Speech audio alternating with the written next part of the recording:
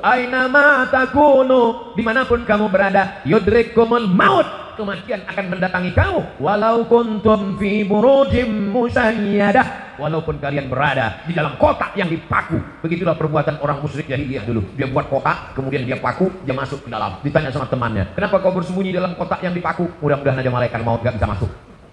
Siapapun akan mati menghadap Allah. Michael Jackson masuk ke dalam kotak hampa udara, berharap tidak mati, mati juga. Semuanya akan menghadap Allah. Tinggal lagi apa yang akan kita bawa menghadap Allah. Ini pelajaran yang kedua dari buku belah buku kisah saat maut akan menjemput. Wa kafa bil mauti wa'idha.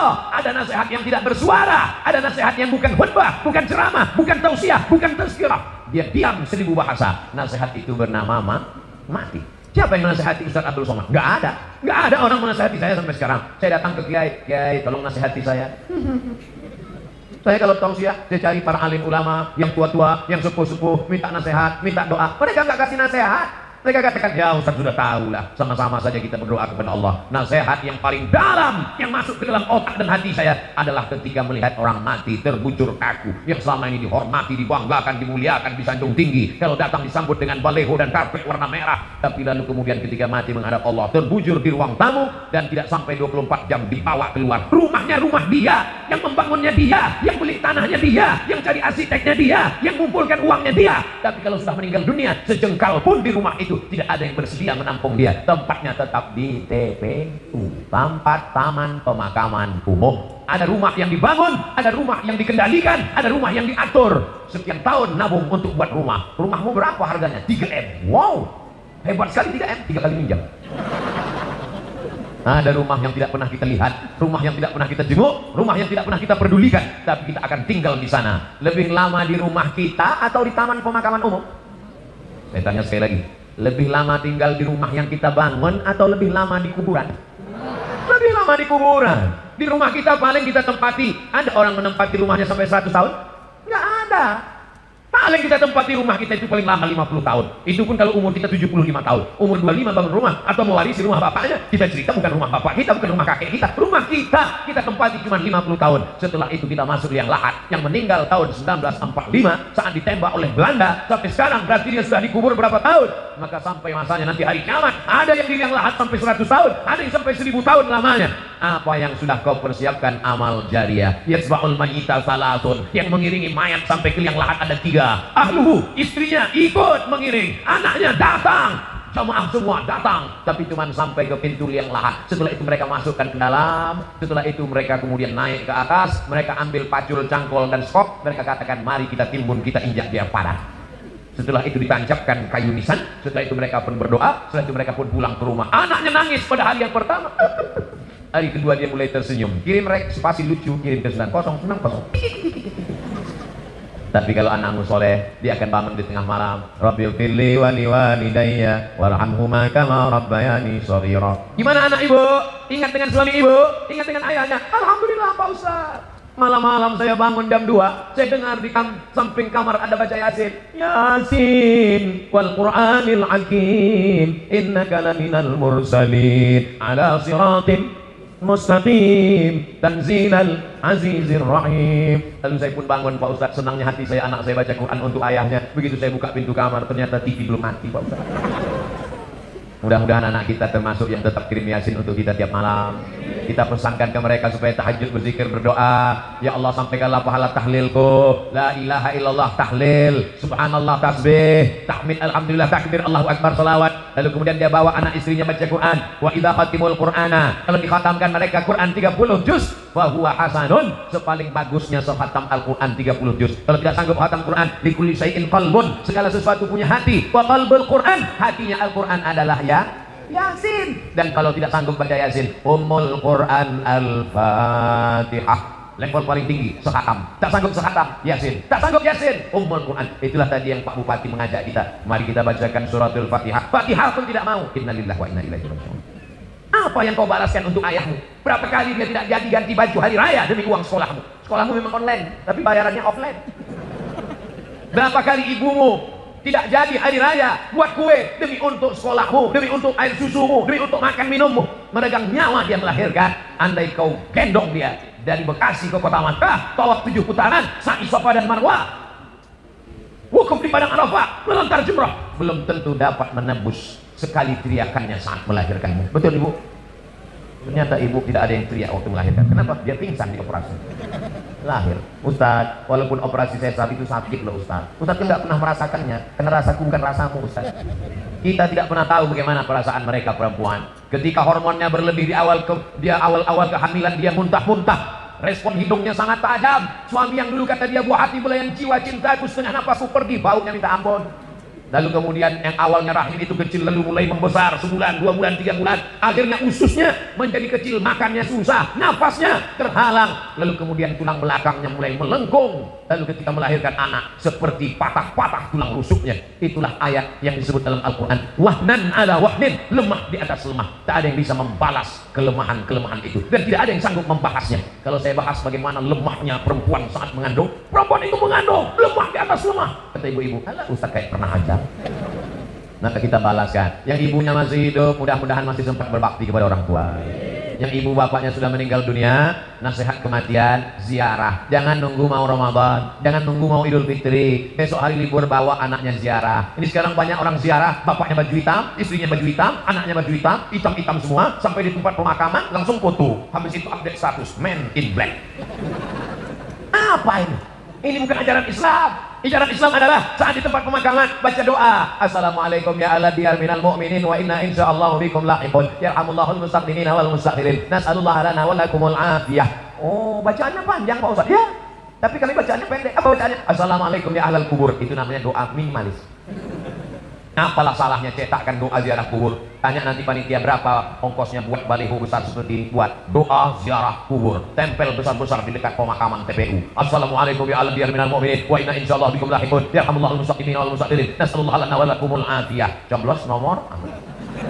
Daripada baliho yang enggak jelas ujung arahnya, nyangkut ke pokok kayu, diambil Satpol PP, dibakar, mendingan di samping kuburan, mengingatkan orang, andai pun dia tidak lapuk maka mengalir sampai hari kiamat. Inilah dia amal-amal kita. Apa saja amal kita yang akan mengalir? Waladun salihun, anak yang soleh, shadaqatun jariyah. Itulah uang yang masuk ke dalam kotak-kotak tadi. Beli semen, batu bata, kerikil, atap, tenda, lampu, AC, mihrab, mimbar, kipas angin, itu semua akan mengalir. Siapa yang mewakafkan tanah masjid ini dulu? Siapa yang membangunnya? Siapa yang ngasih semen? Siapa yang ngasih koset? Siapa yang ngasih kaca? Kita tidak tahu, tapi pahalanya dari mulai tadi petang sampai malam, sampai sholat subuh besok, zuhur, asar, maghrib, isya, subuh, zuhur, asar, maghrib, isya, Ramadan, tarawih, witir, Idul Fitri, Idul Adha, hari raya kurban, sampai hari kiamat mengalir pahalanya ke liang lahat. Mudah-mudahan sebelum mati kita sempat bangun masjid. Masjid apa namanya? Masjid Al-Mustaqim. Siapa yang buat? Pak Kapolsek. Masjid apa namanya? Masjid As-Somad. Siapa yang buat? Ustaz Somad. Sudah ada? Belum lagi. Tapi insya Allah kalau kita berniat sebelum mati mesti ada. Saya diundang ke Jambi, diajak untuk meresmikan masjid. Jalannya jauh, naik mobil. Dalam hati saya, mau dibawa kemana lagi? Begitu sampai, musola kecil. Ya Allah, apa kelebihan musola ya? Apa kelebihannya? Berikut ini mari kita dengarkan kata sambutan dari Bapak Kapolsek. Saya sebagai Kapolsek, kumisnya melintang. Saya sebagai Kapolsek di tempat ini Pak Ustaz risau karena tidak ada tempat sholat. Orang sholat di kamar. Maka saya kumpulkan di antara anak-anak buah saya. Kita beli semen, batu bata, akhirnya jadilah musola ini. Dan saya bertekad kalau siap yang meresmikannya adalah Ustaz Somad. Oh, begitu kronologisnya. Dan orang tidak berani nolak. Kasih semen, siap. Jadilah musola. Jabatanmu tak lama, tapi yang kekal abadi adalah masjid. Presiden kita, proklamator kita, Insinyur Soekarno cerdas. Di saat Indonesia tidak semakmur sekarang, uangnya tidak banyak, baru saja diserang oleh Belanda dan Jepang, dia sempat berpikir untuk membangun masjid terbesar di Asia Tenggara. Itulah yang Masjid Istiqlal. Sampai Presiden Amerika pun masuk ke dalam. Semua orang-orang yang masuk ke dalam Masjid Istiqlal itu kalau masuk berdecak kagum seperti melihat kucing. Wow, amazing. Apa amazingnya? Tiangnya banyak sekali. Luar biasa. Sampai sekarang mengalir pahalanya sampai hari kiamat. Berganti lagi zaman. Akhirnya setiap kabupaten, setiap kota di Indonesia ada masjid punya ciri khas. Punya ciri khas. Apa dia?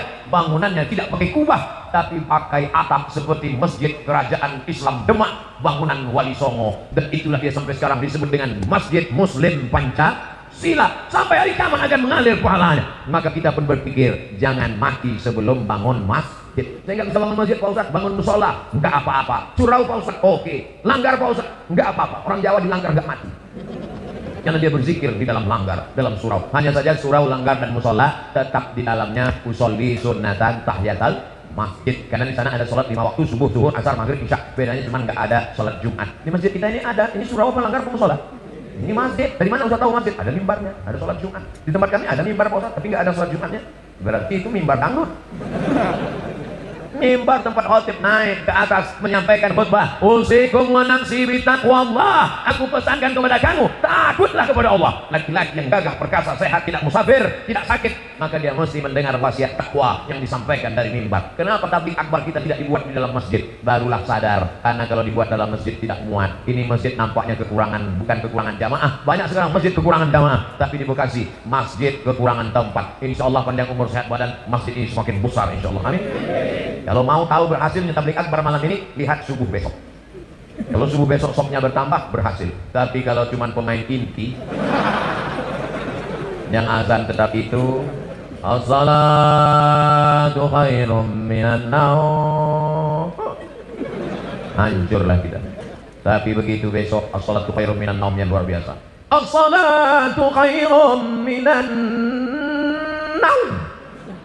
Semangat bang, datang di masjid semua. Alhamdulillah Pak Ustaz, sejak Ustaz Somad tausiah kemarin, anak saya rajin sholat duha Pak Ustaz. Cuman ada yang mengganggu pikiran saya. Kenapa Bu? Doanya pakai kunut. Itu namanya subuh kesiangan Bu. Pas ditanya sama ibunya, kenapa kamu sholat subuhnya jam 8? Masih syukur aku sholat subuh. Kawanku gak sholat sama sekali. Ini logika terbalik, otaknya sungsang. Kalau mau lihat dunia, boleh lihat ke bawah. Tapi kalau untuk akhirat, lihatlah orang yang istiqomah ke masjid subuh, zuhur, asar, maghrib, isya, masjid ke masjid ke masjid. Ya pun anak muda ke masjid terus, tertulis di bajunya, baikar subuhan. Zuhur hilang. Sedangkan subuh yang berat lawan ngantuk aja dia datang. Sedangkan subuh yang matanya lelap tidur pulas mengigau tetap dia lawan datang ke masjid. Apalagi zuhur asar yang melek. Sedangkan zuhur subuh saja siap jadi imam padahal suaranya jelas. Bismillahirrahmanirrahim. Alhamdulillahirabbil alamin. Apalagi kalau cuma nggak bersuara. Allahu akbar. Memang berawal kalau mau jadi imam, imam zuhur dan imam asar. Anak-anak muda nanti kalau ditanya, datang anak gadis, anak-anak cewek bilang, bang, aku siap jadi, aku ingin mencari imam, aku siap, tapi zuhur dan asar ya. Maka kalian pun mesti pintar-pintar. Kalau mau tulis update status besok, aku mau cari imam maghrib, subuh dan isya. Yang zuhur ngantri dulu. Berawal dari keterpaksaan, berubah menjadi kebutuhan, akhirnya kebiasaan. Allah bisa karena biasa. Tadi tausiah saya mulai jam 9 kurang 10, sekarang jam 10 kurang 10. 60 menit kita bersama, sesuai tertulis di botol minuman santri. Oh, botolnya kecil, 330. Berarti udah lewat, mestinya setengah jam tadi. Tapi orang Bekasi ini cerdas. Dia buat sesuatu yang berkesan. Dia kasih susu. Masya Allah, tabarakallah. Ustaz gak boleh minum air manis karena suaranya menggelegar, tenggorokannya panas. Dikasih air manis yang panas, suaranya hilang, pita lehernya rusak. Nanti umurnya sekian ceramah, apa kabar? Serba salah. Nanti dikasih air putih, katanya panitianya nggak respon. Dikasih air susu, air teh, katanya wah susah sekali Ustaz Abdul Somad nih. Enggak, Ustaz Somad tidak pernah mempersusah orang. Kalau bisa dipermudah, kenapa dipersulit? Yassiru, mudahkan urusan orang. Undang Ustaz Abdul Somad nggak perlu pakai proposal. Undang Ustaz Abdul Somad katanya sulit, mesti kirim DP, mesti pakai pesawat kelas eksekutif, mesti dijemput dengan private jet, mesti dijemput. Hoax, bohong, penipu. Ustaz berapa kali datang ke Jakarta dalam setahun? Jabodetabek, Jakarta, Depok, Bogor, Bekasi. Setahun datang 3 kali. Berarti 4 bulan sekali. Selama 4 bulan datang 3 hari. Tausiahnya 1 hari 3 kali. Jumat, Sabtu, Ahad. Jumat 3 kali. Pagi, siang, malam. Sabtu 3 kali. Pagi, siang, malam. Ahad 2 kali. Pagi, siang, besok pulang. 3 kali. Seperti makan obat. Bapak Ibu yang dimuliakan Allah Subhanahu wa taala, kebersamaan kita malam ini di halaman masjid mudah-mudahan membawa kita istiqomah, anak-anak kita menjadi anak para penghafal Quran. Apa yang disampaikan Ustaz Abdul Somad waktu di Bekasi, silaturahim. Yang kedua, ingat mati. Yang ketiga, bagaimana menyelesaikan masalah di negeri kita ini. Ingat ketika negara Palestina dijajah, ketika itu seorang ulama besar bernama Imam Abu Hamid Al-Ghazali meninggal tahun 1111. Mudah ingatnya, 1111. Banyak orang mengkritik Imam Ghazali. Kenapa dia tidak ikut berperang melawan tentara yang menjajah Palestina? Imam Al-Ghazali menulis kitab Ihya Ulumuddin. Palestina dibebaskan oleh Salahuddin Al-Ayyubi. Salahuddin, orang barat susah menyebut Salahuddin, menyebutnya Sultan Saladin. Salahuddin, Salahuddin Al-Ayyubi. Kapan Salahuddin Al-Ayyubi lahir? 1138. Ingat itu. Ternyata doa dari seorang ulama yang mustajab wali Allah melahirkan seorang pemimpin yang luar biasa. Urus saja salatmu, urus zikirmu, urus makanan halalmu, anak-anakmu ini akan menjadikan negeri ini baldatun thayyibatun wa rabbun ghafur. Kalau engkau sibuk komen dengan medsos, kau akan kalah dengan buzzer, karena mereka punya akun banyak luar biasa. Jadi kami nanti kalau Ustaz Somad bisa dimaki gimana? Kalau kau sanggup balas, berikan klarifikasi. Kalau kau tak sanggup balas, doakan kepada Allah. Allahumma hdi qaumi fa innahum la ya'lamun. Tapi kami enggak tahan Pak Ustaz, emosi kami Pak Ustaz. Kalau enggak tahan, enggak usah main handphone. Daripada jantung koroner, enggak mati, cuma setengah mati.